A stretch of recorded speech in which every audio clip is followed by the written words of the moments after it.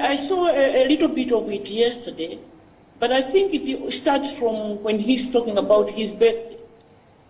Because out of the blues, he wants to discuss his birthday.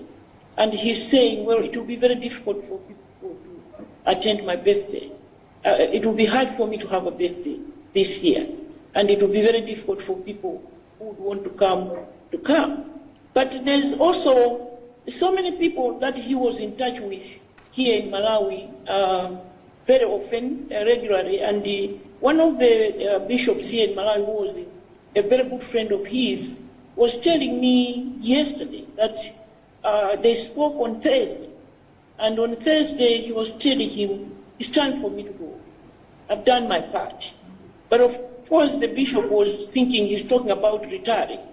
And so it was only yesterday when he was saying, well, it's time for me to go, I've done my part, was he talking about death. So the one that you are talking about on the last day, the part that I saw, he said, there's time to come and there's time to go. So, I mean, what else would he have been talking about? He has been very, very accurate in his prophecies in the past, and I have no doubt whatsoever that it occurred to him that it was indeed time to go.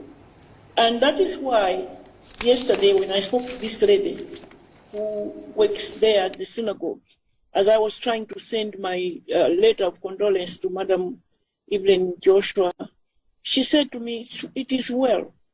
We have to celebrate his life. He came for a purpose. He fulfilled his purpose here on earth. He served God's people well. And then when it was time to go, he told us, it's time to go.